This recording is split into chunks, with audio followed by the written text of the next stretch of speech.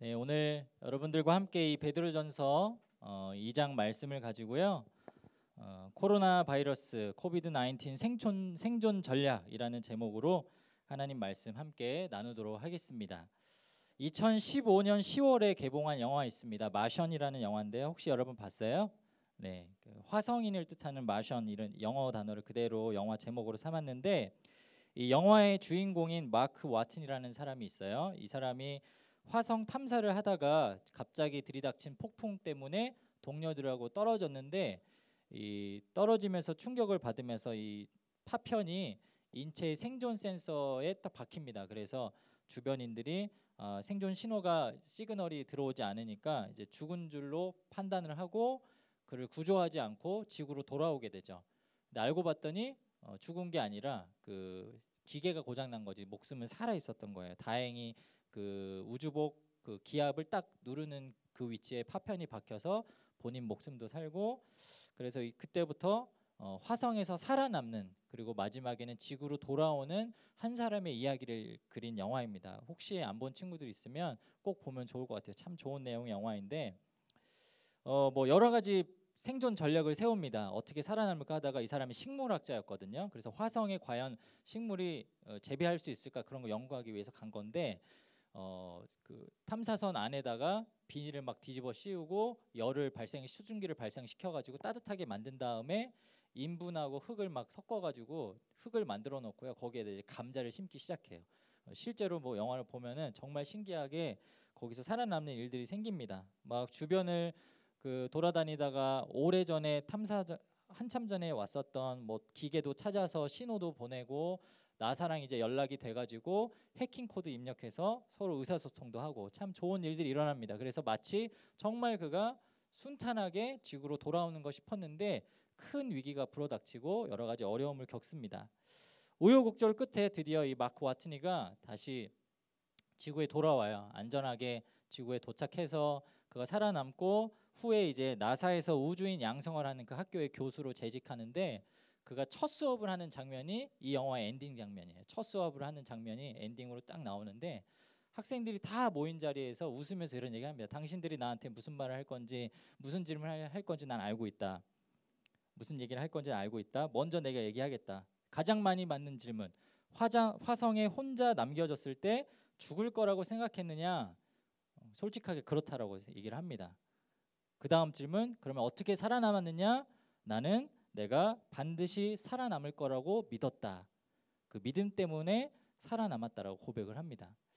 식물학자였고요. 그 사람이 예수를 믿는지 영화의 배경 속에는 나오지 않지만 한 사람이 말도 안 되는 위험한 상황 속에서도 살아남을 수 있었던 이유가 뭐라고요? 믿음 때문에. 그렇다면 우리가 지금 코로나19로 힘들고 어려운 시기를 보내고 있지만, 또는 이와는 비교할 수 없는 여러분 인생 가운데 어려운 일이 닥친다 할지라도 우리가 살아남을 수 있는 힌트를 이 영화를 통해서 하나 배울 수 있는 거죠. 그것이 무엇이냐? 바로 믿음 때문에. 오늘 우리가 읽었던 이 베드로전서 2장 말씀은 우리가 어떻게 이 세상에서 살아남을 수 있느냐, 우리가 어떻게 생존할 수 있느냐, 이 코로나 바이러스 같은 어려운 위기가 처했을 때 그리스도인들은 어떻게 생존할 전략을 세워야 되느냐, 그 비결을 말씀을 통해서 가르쳐주고 있습니다. 우리의 믿음으로 소망을 갖고 구원에 대한 확신을 가지고 살아남을 수 있다라고 오늘 성경이 우리에게 증거합니다. 오늘 이 말씀을 차근차근 살펴보면서 우리가 이 시기를 어떻게 버티고 살아내야 하는지 함께 나눌 수 있는 귀한 시간이 되길 축복합니다. 코비드-19 생존 전략, 우리는 어떻게 살아남을 수 있는가? 첫 번째로 한번 따라해 보겠습니다. 말씀을 사모함으로 굳건한 믿음을 가져야 합니다. 네, 우리 본문의 2절 말씀 다시 한번 읽어보겠습니다. 2절 말씀 시작. 갓난 아기들 같이 순전하고 신령한 젖을 사모하라. 이는 그로 말미암아 너희로 구원에 이르도록 자라게 하려 함이라. 아멘. 오늘 말씀을 보니까요, 베드로가 우리한테 여러 가지 충고를 하고 또 권면을 합니다. 네, 첫 번째 권면이 뭐냐면 1절에는 뭘 버려라, 뭐 나쁜 마음들, 시기들을 버려라, 이런 우리가 버려야 될 것들에 대해서 이야기를 하고, 두 번째는 우리가 붙잡아야 될 것들을 이야기하죠. 그것이 무엇이냐면 오늘 헬라어적인 표현인데 신령한 젖을 사모하라. 이 말씀은 무엇이냐면 신령한 것, 거룩한 것, 즉 다시 말하면 하나님의 말씀을 사모하라고 우리에게 가르치는 거죠. 제가 목회자로 살면서 여러분들에게 어떤 성경적 말씀을 가르쳐주고 그 다음에 성경 이야기를 들려주고 그로 인해서 여러분의 신앙이 자라나게 할 수 있는 무언가를 먹이를 계속 던져주잖아요. 이거를 신학적으로 영적인 꼴을 먹인다라고 해요. 그 목자가 그 양을 칠 때 먹이를 주는 것처럼. 근데 만약에 목회자인 제가 양을 가르치려고 준비를 해야 되는데 기도나 말씀으로 채우지 않고 자꾸 잡학다시 그 알쓸신잡 이런 것처럼 막 쓸데없는 세상 상식을 갖고 와가지고 설교 시간에 뭐 수학 공식을 풀어준다거나 뭐 인문학 얘기를 한다거나 이러면 여러분들이 별 도움이 되지 않겠죠. 뭐 제가 즐겨하는 먹는 얘기, 뭐 아이스크림 얘기, 과자 얘기 얼마든지 할 수 있어요. 왜 떡볶이를 먹을 때는 오뎅 국물보다 쿨피스가 어울리고 순대를 먹을 때 오뎅 국물이 어울리고 그다음에 양념치킨을 먹을 때는 콜라가 아니라 사이다를 먹어야 되는지 굉장히 과학적으로 또 제가 체험한 거를 증거로 해서 설명해 줄 수 있어요. 지금 뭔가 그걸 듣고 싶어하는 표정인데 그렇게 들으면 안 되죠. 티라미수 케이크 먹을 때는 아메리카노를 먹어야 되고 치즈 케이크를 먹을 때는 왜 라떼를 먹어야 되는지 제가 정확하게 그 이유를 공감할 수 있게끔 설명을 해드릴 수 있지만 이게 다 쓸데없다라는 거예요. 그렇죠? 여러분이 평생 그것만 먹고 사는 건 아니니까 제가 여러분에게 전달해야 되는 거는 목회자로서 당연히 말씀으로 꽉 채워서 그걸 여러분에게 토해내서 먹여주고 가르쳐줘야 되는 거죠. 그래서 오늘 베드로도 이 힘들고 어려운 시기에 그리스도인들은 다른 것들로 채우면서 살아야 된다. 그냥 막 세상 사람들처럼 똑같이 뭐 자기 욕심대로 살고 먹을 거 챙기고 자기가 원하는 대로 사는 것이 아니라 신령한 젖을 사모하라고 우리에게 가르쳐주고 있는 것입니다. 그래서 오늘 2절을 쉬운 성경에는 이렇게 고백하는데 갓난아기가 젖을 찾듯이 순결한 말씀을 사모하십시오. 그러면 여러분의 믿음이 자라나고 구원을 받게 될 것입니다. 아주 정확하게 기독교인이 가져야 하는 이 프로세스에 대해서 설명을 하고 있는 거예요. 어떻게 해야 되느냐? 말씀을 먹어라, 말씀을 채워라. 그러면 믿음이 자라나고 마지막 최종 결과를 어떻게 된다고요? 구원을 받게 된다. 만약에 여러분들에게 믿지 않는 사람들이 어떻게 구원받나요? 라고 물어보면 오늘 베드로전서를 기준으로 했을 때는 뭐라고 대답을 해야 돼요? 그러려면 말씀을 읽어야 됩니다. 구원받고 싶으세요? 그러면 성경책을 읽으세요. 성경을 들으세요. 성경 말씀을 알아세요. 이렇게 우리가 권면할 수 있다는 것이죠. 우리는 이 살아가면서 말씀으로 채우지 않고 그냥 이 신앙이 여러분의 신앙의 수준이 계속 어린아이처럼 오늘 표현하는 갓난아기처럼 머물고 있으면은 사실 하나님에 대해서 깊이 있게 이해를 할 수 없습니다. 그래서 마치 영어 단어를 처음에 한 100단어 정도 알면은 유치원생 그 미국인을 말하는 거예요. 미국 그 유아들하고 대화할 수 있고 한 500단어 정도 알면 초등학생하고 대화할 수 있고 1000단어 이상 알고 발음도 유창하면은 일상적인 대화가 가능한 것처럼 우리도 이 성경에 대한 지식들을 차곡차곡 쌓아야 된다라는 거예요. 제가 한번 여러분들이 얼마나 그 신학적인 이 성경적인 것들에 대해서 이해를 하고 있는지 한번 테스트를 한번 해보겠습니다. 이 다음 PPT 한번 보여주시겠어요? 네. 밑에 글자가 좀 잘렸는데 이게 그냥 기본적으로 여러분들이 알아야 되는 신학적인 용어예요. 저는 이걸 언제 배웠냐면 초등학생 때 다 배웠어요. 목사님이 그 신학생이어서 배운 게 아니고 목사님 어렸을 때는 우리 목사님들도 마찬가지인데 어렸을 때는 교회에서 이런 거를 가르쳤어요. 신학적인 교리들 뭘 배워야 되는지 그게 용어가 어렵지만 깨우치고 터득해서 그거를 자기 말로 설명할 수 있을 수준으로 배웠어요. 그 정도 지식이 있으면 그제서야 그때 침례를 주거나 세례를 주고 학습을 시키고 너는 이제 정말 교회의 정식 멤버다라고 교인이라고 인정을 했죠. 한번 읽어볼까요? 진리, 중생, 칭의, 성화, 예정, 은총. 혹시 첫째 줄 안다? 예, 주님. 영생, 견인, 거룩, 죄인, 의인, 영광. 두 번째 줄 주여. 일반 계시, 특별 계시. 혹시 이거 몰라요? 이건 여러분 알아두면 좋은데 일반 계시는 하나님이 그냥 이 세상 모든 사람들에게 공통적으로 준 하나님이 정말 하나님이시다라는 걸 가르쳐 주려고 만든 거를 일반 계시라고 해요. 일반 계시라고. 쉽게 말하면 뭐예요? 태양, 구름, 바다, 산, 땅 이런 거. 사람이 만든 건물 말고요. 그건 뭔가 어떤 절대자가 만든 거죠, 그렇죠? 근데 이거는 믿는 사람 눈에만 보이는 게 아니고 믿지 않는 친구들 눈에도 보이죠. 이거는 일반 계시. 그럼 특별 계시는 뭐냐? 하나님이 우리에게 특별하게 주신 하나님 말씀. 특별한 사람들, 이스라엘 백성들에게 1차적으로 줬고 그 다음에는 우리 이방인들, 우리들에게 준 하나님 말씀을 특별 계시라 그래요. 칼빈, 루터, 쯔빙글리, 요한 웨슬리, 알미니안 신학적인 교리를 세운 중요한 인물들입니다. 한번 들어는 봤을 거예요. 근데 누군지를 정확하게 설명을 못하는 거죠. 네, 맨 마지막에 자유주의, 정통주의, 개혁신학 빨간색인데 상목. 상목 몰라요? 상목? 상목. 이쯤이면 느낌이 오는데 이상현 목사. 상목. 모르는구나. 예, 좀 알아주세요. 제 예전에 별명이 AKA라고 해서 as known as 해가지고 제가 상도. 이상현 도사 말 줄여가지고 상도라 그랬었는데 이제 업그레이드돼서 상목으로 불립니다. 할렐루야. 그렇다고 막 저번에 상목 하이 이러면 안 돼요. 목사님이니까. 이런 것들을 여러분들이 알아야지 신앙적으로 내가 살아가면서 여러 가지들을 판단할 수 있는 거예요. 신학적인 근거를 가지고. 그래서 저는 개인적으로 성경은 크게 두 가지를 이야기한다고 생각하는데 성경은 뭘 이야기하느냐? 첫 번째는 우리가 믿어야 되는 것. 성경 66권에는 결국은 우리가 하나님을 믿어야 된다라고 그 믿는 게 무엇인지 가르쳐 주는 것이 what. 도대체 그게 뭔데?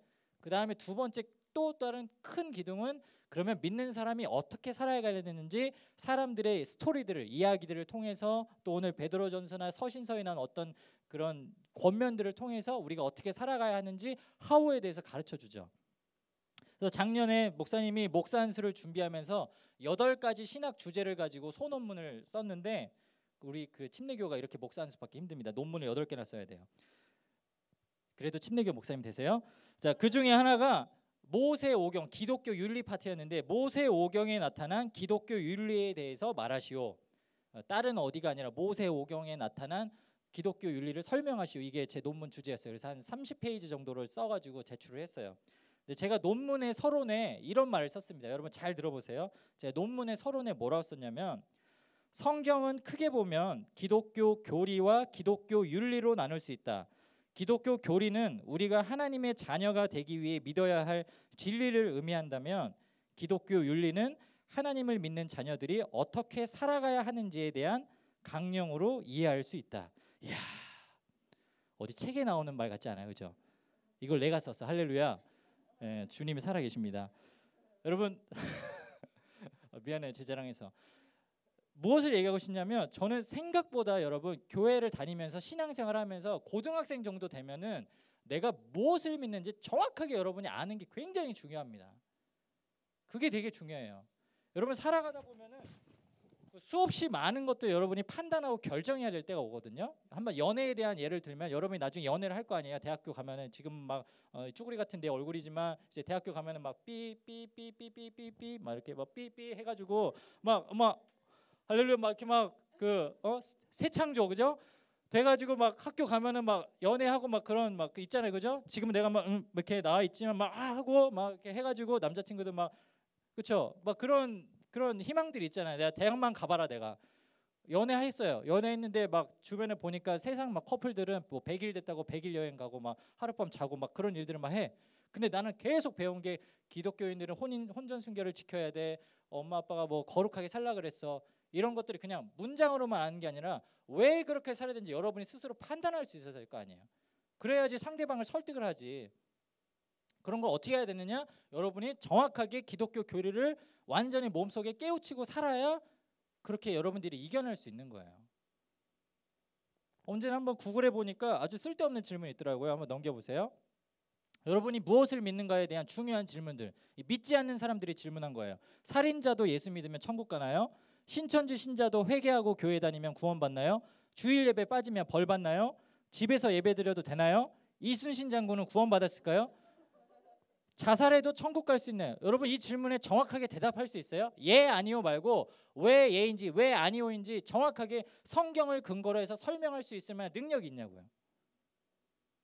미안한 얘기지만 이거에 대해서 아주 뭐 신학적인 용어를 쓰면서까지는 아니어도 하나님은 어떤 분이시기 때문에 성경에 나와서 이런 말씀들이 있기 때문에 그래서 예입니다. 그래서 아니오입니다라고 여러분이 대답할 수 없으면 미안하지만 지금 뭐 17년 19년 동안 신앙생활 했지만 그게 별로 여러분 아직도 수준이 갓난아기라는 거예요. 저는 목회자니까 다 설명할 수 있죠. 어렵게도 설명할 수 있고 뭐 신학적으로 쉽게도 여러분이 알아들을 수 있을게도 설명할 수 있고 이순신 장군 천국 가는 게 왜 중요해? 근데 이거 이순신 장군 치면은 구글이나 네이버나 그 밑에 바로 천국 갔을까? 이게 연관 검색 계속 떠요. 이순신 장군 임진왜란이 떠야지 왜 이순신 장군 천국이 뜨냐고. 그만큼 수많은 사람들이 관심이 있다라는 겁니다. 믿지 않는 사람들도 기독교에 대해서 알고 싶어하고 천국이라는 것에 대해서 알고 싶어하고 하나님에 대해서 알고 싶어한다라는 거예요. 그러면 여러분 미안하지만 여러분들도 그걸 알아야 믿지 않는 친구들에게 그걸 전하고 전도하고 데려갈 수 있다라는 거죠. 사랑하는 여러분, 우리 천국 가요. 우리 구원 받았습니다. 우리 하나님의 자녀입니다. 무엇을 근거로 믿고 있는지, 무엇을 어떤 논리로 우리가 그렇게 천국에 갈 수 있는지 여러분이 성경적으로 알고 있으면 좋겠어요. 오늘 베드로가 말하는 것처럼 신령한 젖을 사모해서 하나님의 말씀을 깊이 사모하고 사랑해서 그래서 내 믿음이 자라나고 결국에는 구원에 이른다라는 그 권면이 저와 여러분이 이 힘들고 어려운 시기를 살아낼 수 있는 생존 전략이 될 수 있기를 주님의 이름으로 축복합니다. 우리 한번 옆에 친구 보면서 이렇게 인사했으면 좋겠습니다. 지금 졸지 말고, 한번 지금 쳐다보면서 조는 친구도 있어요. 지금 졸지 말고 말씀 듣고 구원받자. 네. 두 번째로 우리는 이 힘들고 어려운 시기 어떻게 살아가야 하느냐 한번 따라해 보겠습니다. 변하지 않는 우리의 신분을 기억해야 합니다. 네, 우리의 신분을 기억해야 해요. 우리 본문의 9절과 10절 말씀 같이 한번 읽어보도록 하겠습니다. 9절 10절 시작. 그러나 너희는 택하신 족속이요 왕 같은 제사장들이요 거룩한 나라요 그의 소유가 된 백성이니 이는 너희를 어두운 데서 불러내어 그의 기이한 빛에 들어가게 하시니에 아름다운 덕을 선포하게 하려 하심이라. 너희가 전에는 백성이 아니더니 이제는 하나님의 백성이요 전에는 국류를 얻지 못하였더니 이제는 국류를 얻은 자니라. 아멘. 오늘 사도 베드로가 여러 가지 이야기들을 합니다. 이제 뒤에 설명을 하겠지만 지금 이 베드로전서를 썼던 그 시대가 언제냐면은 AD 60년에서 64년 사이예요. 베드로가 언제 죽었냐면 65년에 여러분들이 잘 아는 대로 십자가에 거꾸로 매달려서 순교합니다. 네, 64년에 어떤 일이 있냐면 여러분들 한 번쯤은 들어봤을 로마 대화재가 일어나죠. 네로 황제가. 네, 네로 황제가 이 정치를 잘 못한 사람이에요. 사람들한테 비난을 많이 받았어요. 그래서 왕을 뭐 끌어내려고 하는 그런 쿠데타도 있었고, 이 네로 황제가 그 당시 화재가 일어났을 때 이거는 기독교인들, 자기네들을 탄압한 기독교인들이 불을 일으킨 거다라고 해가지고 그때부터 본격적으로 기독교인들을 탄압하기 시작하죠. 그때 이 성경을 썼다면 베드로가 지금 어떤 심정으로 성경을 썼겠어요? 당장 내일이라도 죽을 수 있으니, 그 힘들고 어려운 고난 가운데 있으니 당신과 저희들은, 이 하나님을 믿는 우리들은 믿음을 끝까지 지켜야 됩니다. 굉장히 막 긴장되고 급박한 상황 속에서 이 편지를 썼겠죠. 성경을 읽어보면 실제로 그런 내용들이 많이 들어가 있습니다. 베드로전서는. 우리가 이 코로나 시기를 겪고 있어요. 2월부터 시작했는데 이 어려운 시기를 보내면서 각자들 집에서 뭐 말도 안 되는 그런 격리를 하면서 힘들고 어렵게 이 시기를 보냈죠. 저희 집도 또 여러분들도 가정에서 막 갇혀 있고 가족 외에는 만나지도 못하게 하고 다 마스크 쓰고 밖에 다녀야 되고 이 더운 여름에 힘들게 고생하는데, 우리가 가장 힘 빠지는 소식이 뭐냐면 나는 이렇게 열심히 예방하고 잘 다니는데 몇몇 사람들과 어울리고 막 마스크를 벗고 얘기하고 식사를 같이 하지 말라 그랬는데 어디서 뭐 식사하고 이래가지고 막 감염돼가지고 오면 그런 불편한 소식들이 우리가 되게 맥 빠지게 하는 거죠. 그 언론사를 봐도 어떤 언론사들은 2차 코로나가 가을에 올 거다, 그리고 여름이 굉장한 위기다, 그리고 겨울이 되면은 코로나 바이러스가 또 다른 바이러스가 나올 거라서 지금 백신을 준비해봤자 아무 의미가 없다, 막 이런 계속 그 비관론적인 이야기를 들으면 완전히 힘이 빠지는 거예요. 그 당시 베드로전서를 이 편지를 읽어보는 이 이스라엘 사회에 있었던 사람들도 마찬가지였어요. 근데 중요한 것은 여러분, 그렇게 여러 사람들, 세상 사람들은 계속 우리를 휘두를 만한 여러 가지 흔들릴 만한 이야기들을 하지만 우리는 이 마음의 중심에 나는 하나님의 백성이다라는 소망과 신분 의식을 끝까지 지키고 살아가야 한다라는 거예요. 그 당시 이 이스라엘 사람들에게 많은 사람들이 비난을 했습니다. 뭐라고 비난했느냐? 가장 그 주축이 되는 문장이 뭐였냐면, 야 너네가 구원한다라고 했던, 너네가 메시아라고 했던 예수님 봐라, 죽었잖냐? 오케이 부활했다고 쳐. 근데 부활했는데 지금은 어디 있는데? 니네 옆에 없잖아. 그 예수 믿어서 뭐해? 예수님 지금 부활하신 지 벌써 몇십 년이 흘렀거든요. 야 지금 몇십 년 흘렀어. 너네 아직도 노예고 우리 로마의 뭐 속국이고 너네 바뀐 거 하나도 없어. 그거 믿어봤자 뭐하냐? 차라리 로마 황제나 숭배해라. 그러면서 그거를 헬라적인 표현으로 뭐라고 말했냐면, 예수님을 건축자들이 건축을 하면은 거기 버려진 그냥 돌덩이 마냥 이렇게 버려진 돌 같지 않냐? 그런 하찮은 존재 아니냐? 그런데 그걸 또 헬라적인 표현으로 오늘 사도 베드로가 이렇게 고백하죠. 예수님은 버려진 돌이 아니라 손수 우리의 모퉁이 돌이 되셔서 우리 믿음의 바닥이 되셨다. 그 강력한 믿음의 바닥이 되셨기 때문에 어떠한 돌들도 이 바위를 넘어갈 수 없고 이 바위가 오히려 그런 것들을 넘어뜨리고 무너뜨리는 강한 믿음이 되었다. 그걸 오늘 2장이 6절에서 8절에 설명을 하는 거예요. 성경에 기록되었을 때 보라 내가 택한 보배로운 모퉁이 돌을 시온에 두노니 그를 믿는 자는 부끄러움을 당하지 아니하리라. 그런데 여러분 부끄러움을 당했죠. 무시당했죠. 근데 괜찮다라는 거예요. 그러면서 7절 8절에 믿는 너희에게는 보배이나 믿지 아니하는 자에게는 건축자들이 버린 그 돌이 모퉁이의 머릿돌이 되셔서 8절 부딪히는 돌과 걸려 넘어지게 하는 커다란 바위가 되었다. 세상 사람들은 아주 조그만 조약돌처럼 여기지만 우리가 믿는 예수 그리스도 그분은 어떤 존재다? 커다란 바위 같은 흔들리지 않는 존재다. 그러면서 오늘 우리가 읽었던 9절과 10절에 이렇게 우리 신분을 다시 한번 얘기하는 거예요. 너희는 택하신 족속이요 거룩한 나라요 왕 같은 제사장이요. 그리고 우리가 누구의 소유가 되었다고요? 하나님 그의 소유가 된 백성이다. 사랑하는 여러분, 저는 이 세상에서 무슨 일이 일어난다 할지라도 우리가 하나님에게 속해 있는 하나님의 백성이라는 이 사실은 어느 누구도 바꿀 수 없는 하나님의 말씀임을 믿습니다. 여러분 신뢰하십니까? 그래서 베드로전서 1장에 이렇게 고백합니다. 그러므로 모든 육체는 풀과 같고 모든 영광의 풀의 꽃과 같으니 풀은 마르고 꽃은 떨어지되 하나님의 말씀은 세세토록 있을지어다. 절대로 바꿀 수 없다. 건드릴 수 없다라는 거예요. 한 가지 이야기를 들려드리고 오늘 말씀을 마쳐 함께 기도하려고 합니다. 지난 목요일이었던 것 같아요. 지난 목요일 날 저희 가족들이 이렇게 침대에 누워가지고 잠들기 전에 막 이야기를 수다를 막 떱니다. 막 이야기도 하고 뭐 준이가 이런저런 질문도 하고. 근데 침대에 누워서 이런저런 이야기를 하는데 갑자기 저희 아들이 이런 질문하는 거예요. 엄마, 나는 원래 어디에 있었어요? 요즘에 좀 성 이런 거에 관심이 많아요. 우리 5살이다 보니까 지금 1춘기 정도 됐거든요. 좀 관심이 좀 많아요. 엄마 뱃속에 있었지. 준이는 엄마 뱃속에 있었어. 아빠는요? 아빠는 남숙이 할머니 뱃속에. 저희 어머니 성함이 김자 남자 숙자거든요. 그래서 남숙이 할머니 뱃속에. 엄마는 현미 할머니 뱃속에. 저희 장모님이 함자가 이자 현자 미자예요. 현미 할머니 뱃속에 있었고 아빠는 남숙이 할머니 뱃속에 있었어. 몰랐지? 놀라는 거예요. 자기가 이해가 안 되네. 왜냐하면 지금 아빠는 자기가 어렸을 때 태어났을 때 봤을 때부터 이만큼 컸잖아요. 이때만큼 큰 이 존재가 어떻게 자기보다 작은 할머니 뱃속에 어떻게 들어가지? 이게 자랐다라는 걸 인식을 못하니까 이해를 못하더라고요. 그래서 제가 얘기해줬어요. 제가 어렸을 때 사진을 보여주면서 나도 준아 아빠도 이렇게 어렸을 때 아가처럼 조그맸어. 그래서 할머니 뱃속에 들어갈 수 있어서 지금 못 들어가. 지금 큰일 나. 그래서 준이도 아주 어렸어. 지금보다 더 조그맣게 엄마 뱃속에 있다가 나온 거라고 이렇게 설명을 시켰죠. 보미는요, 자기 동생. 보미도 뱃속에 있었어. 하나님이 엄마 아빠를 사랑하셔서 보미 씨앗, 준이 씨앗을 엄마 뱃속에 넣어주셔가지고 엄마 뱃속에서 아이가 나왔어. 아이가 갑자기 뜬금없는 질문했어요. 그러면 엄마, 느리하고 푸르미는 언제 나와요?